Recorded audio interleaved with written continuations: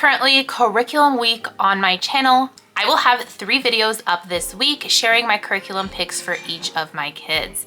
So this week is a jam-packed week full of curriculum. So if you love curriculum pick videos, make sure to stick around. Today we're talking about my 6th graders curriculum pick. I'm going into my 7th year homeschooling. I cannot even believe it, but we are here. 2025, 2026 curriculum picks. I do want to let you know that I homeschool all year round, so you're going to see a little bit of what I'm going to be using over the summer as well. Before we start the video, I wanted to remind you for the month of May, we have a giveaway that you can enter on each of my videos. Every video that you watch this month gives you a chance to enter the giveaway, and I will announce the giveaway winner in the beginning of June. Now, if you do use one of my links below, let me know down below because that offers you an additional entry to the giveaway. If you check out this video here, it'll give you more details about what this giveaway is all about, and you'll get a little bit more of a background story there. Okay, let's get into the curriculum picks. Okay, let's start with language arts. I have a couple of things here that we're doing for language arts this year. Just a little peek of what we're going to be doing. I have it all over here. Let's turn you guys around and show you the curriculum. Okay, this curriculum, I'm going to be using it more as like a reading curriculum over the summer. This is God's Big Story by Generation, reading level 5. So I got this one because I thought, for the summer, since we homeschool year round and he should be finished his language arts curriculum by June, I'm thinking that he's going to start this, and this will be something simple for him to do. So I know there's a lot of other homeschool families that use this as their reading curriculum, so part of their language arts curriculum. And this is very Bible-based. So it's nice to have a curriculum that is Bible-based. If you're looking for that, that's definitely something that you can check out. I'll have a link down below. And this goes over the 5 books of Moses, the historical books, the Gospel, Acts, Revelation. It talks about how to use the reading portion, the book over here, and it is colorful. And there's chapter 1, God's creation, and then it goes on and so forth. This is one chapter, so for level 5, I'm assuming like grade 5 level. There's a scripture reading, there's faith lessons, and the child will read this afterwards. And then chapter 2, same thing, and it's going to go through the Bible. Let me show you inside, just kind of like in the middle of it. The Exodus and the Red Sea. So as you can see, 10 Commandments. I think this is going to be nice to do over the summer. It's nothing too heavy. It seems pretty gentle as well. So I think we're going to like it. So you can use this actually as just like you could just grab this portion here and not the set, because there's comprehension questions over here too. And you could just definitely use this like as a reading curriculum, or just like a reading portion, like assigned reading. That would be kind of nice too, and you can get the appropriate level. So this is the actual student workbook that goes along. It's a bit thick. And what I thought it was kind of nice is they actually have a schedule here in the start, and you can actually follow the schedule. You will have comprehension questions that go along with this. What does this mean? Identifying parts of speech, fill in the missing words, so vocabulary, construct a sentence, summarize the lesson, some comprehension questions, who and where, so more questions, rewriting sentences, faith lessons. So there's going to be a little question there, and it goes on and so forth. And it's black and white. There's nothing really to it. So I think we'll use this lightly, but I think this is kind of nice. So if you're taking a look at this, if you are, interested in this curriculum, it's kind of how it looks like. The answer keys are in the back as well. So it just makes it super easy. Everything's here that you need. If you wanted to use this as a language arts curriculum, maybe you just have to piece up a bit of more maybe to it, but I think we're going to really enjoy this, and I'll let you know how it goes. We're going to be starting it in June. Now, in the theme of language arts, reading, and that kind of stuff, we are going to be doing language arts and literature level 6 course books from The Good and the Beautiful, and it includes all of these things here, including geography. It actually looks pretty thin compared to their other levels. They are going to be updating their levels 4, 5, and 6, and 7 eventually as well too. But the first ones that they're going to be updating that we know of based on their website is levels 4 to 6. So I'm so sad because I just kind of like missed it by 1 year, because I think that this is the most outdated level that I've used from The Good and the Beautiful. And the reason why I was a little bit concerned is because like it's pretty outdated, you know what I'm saying? And I know that some of you have mentioned on my videos and even online that I've seen that it's not as bad as it may seem, but it's a little bit outdated. Still beautiful, still great. Visually, it's still really nice. But as you can see, there's spelling, and I like that there's dictation. And it's still, I feel, independent, just like their level 4s, levels 4 and up are. I wonder how the updates are going to look like. Going over parts of speech, vocabulary, open paragraph practice. So there is some writing involved. I did hear from some people that, you know, the lack of writing here is a little bit, you know, lacking in a way. But we'll see how it goes. There's sentence diagramming, which we are, you know, familiar with, commas with dependent clauses. We're learning a lot about that on level 5. So some people have mentioned that, you know, it's great. It's like we haven't been missing anything. This is reminding me a lot of level 4, because we did something like this with the pastels, and I might skip the art portion this time, depending on Nicholas. I think he would want to skip it. He's not a huge fan of all the art sometimes. And we did the watercolors already. I don't know. I'm going to let him decide what he wants to do. Maybe some of them we'll do, some of them we won't do. But you could see that it does look outdated, but still beautiful. So we'll see how this goes. It comes with a level 6 reader as well. Some like black and white pictures in here that I've seen. So there's 3 different readers here. I'm a little skeptical about it. I'm just going to be honest with you. Little Lord Fauntleroy, and there's this reader here that comes with it as well. They ask for you to like purchase it on the side. It doesn't come with the set, but The Good and the Beautiful does have it, and you can find it on Amazon too, I think.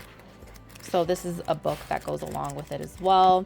Definitely outdated, but we'll see how it goes. And then we have the answer key.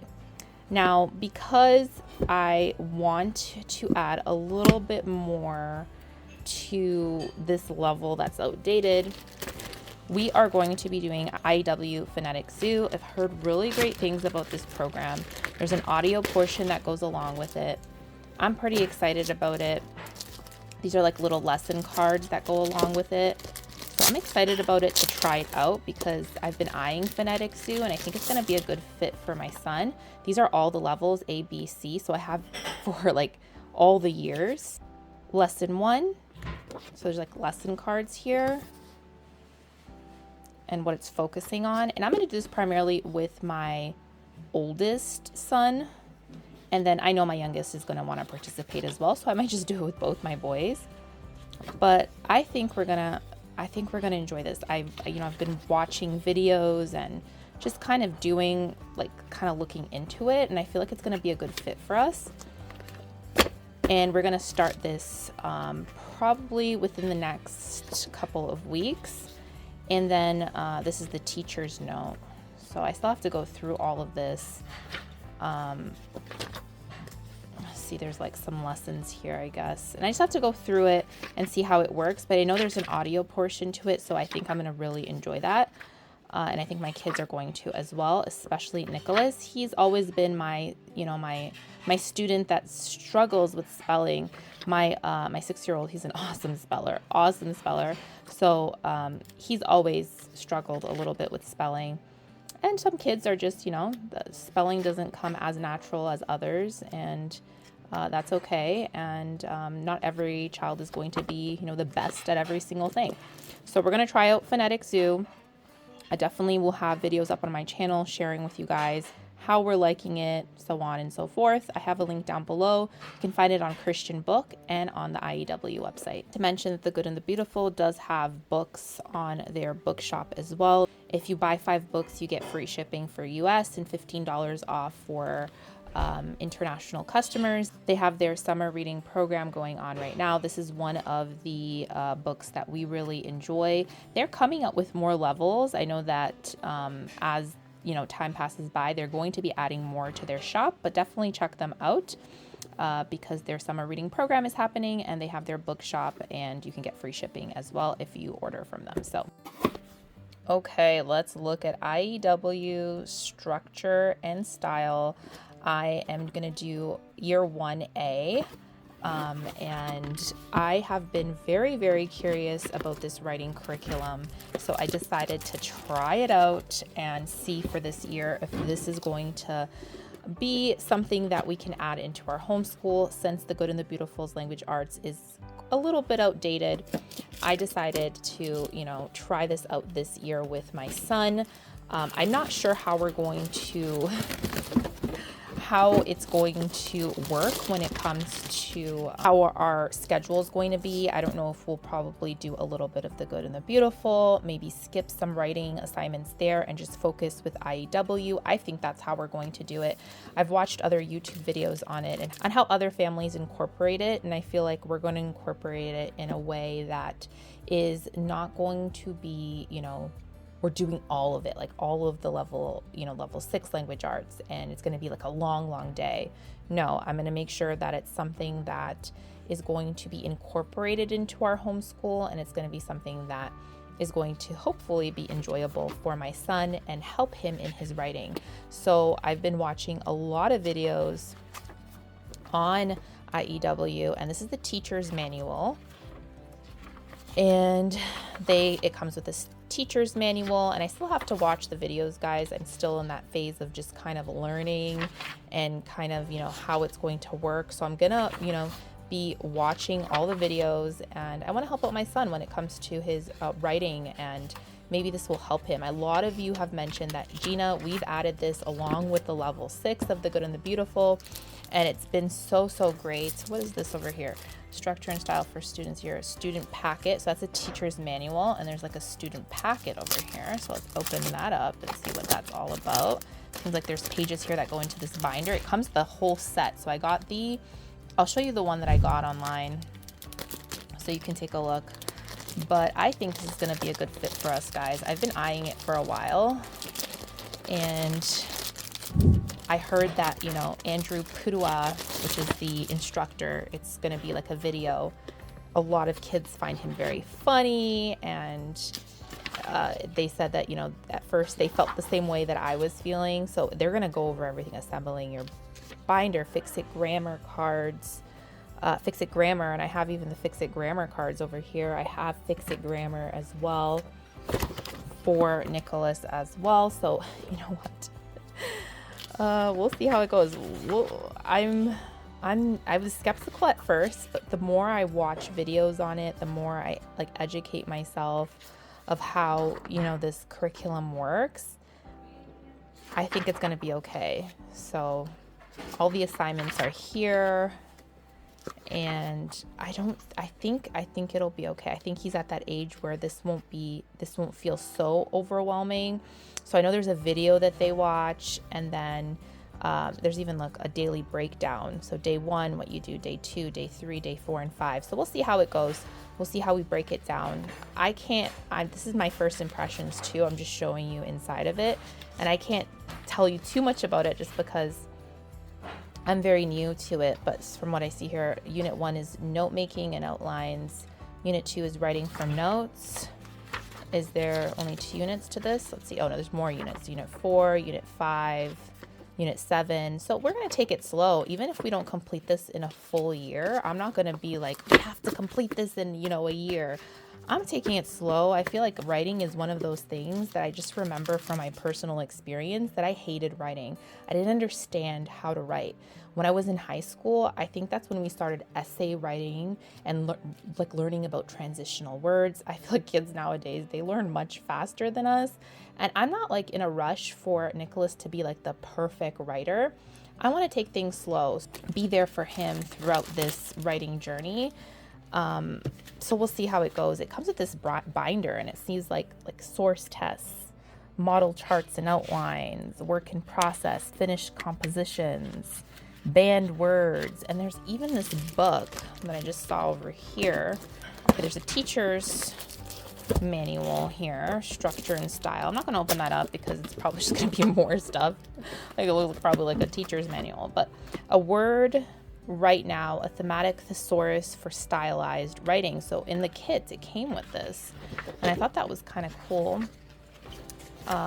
It goes over like you'll see here, it goes over different adjectives you can use for words of anger, adverbs, verbs. And I think this is going to go really well with the course.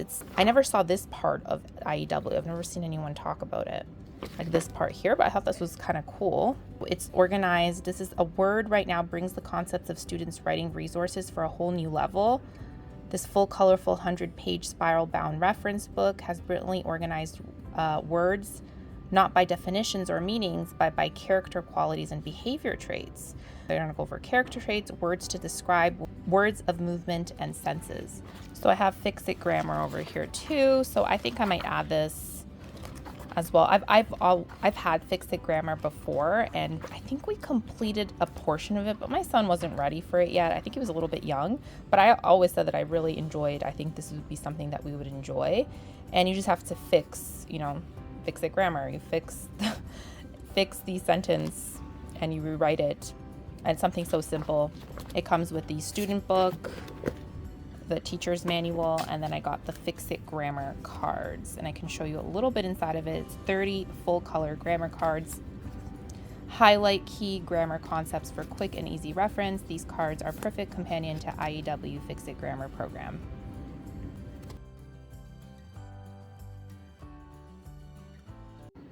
Guys, I also wanted to mention that you can try out structure and style, sample lessons that you can try out before you start the curriculum. So I just wanted to mention that just in case you're interested in it and you're like, but I wanted to try it out first. You can sign up for, free lessons first, like for you to get like a little feel for it.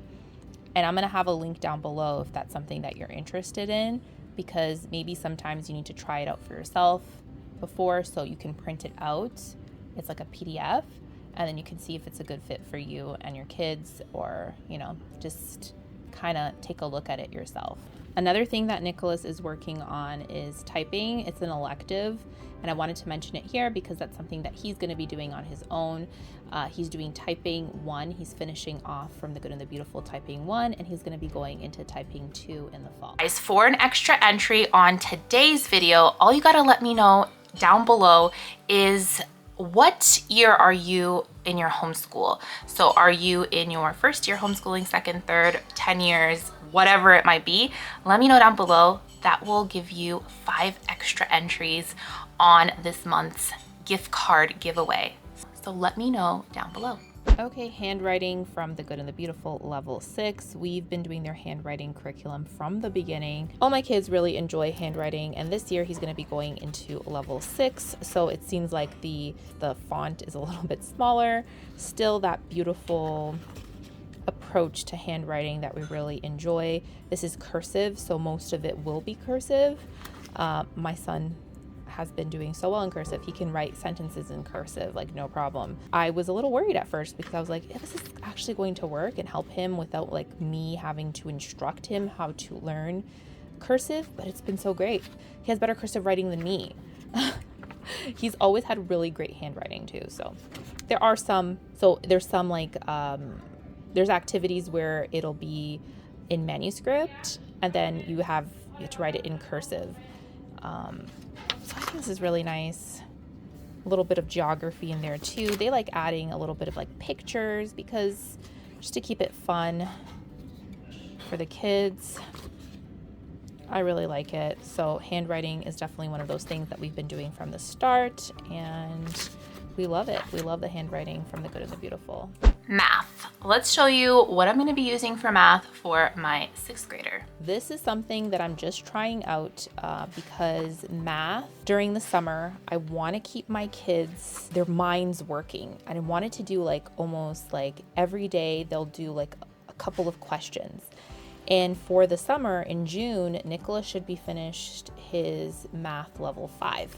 So I got level 5 from Evan Moor, the student practice book, and it has a bunch of questions, and these are questions that he should be able to answer no problem, almost like review. I wanted something physical form, see like perimeter and area, and just like things that he has learned throughout the year, and just to keep their brains working. So like week 8, day 5, he does day 1, day 2, and I think this is going to be great for them. You're going to see that for my middle child too. I have something for him to do over the summer. They're not going to do like their full-blown school, but they are going to keep on doing a little bit of something just to keep their minds going. And then if they don't finish this, we'll just use it as a laid-back kind of day if we need one during the 2025-2026 school year.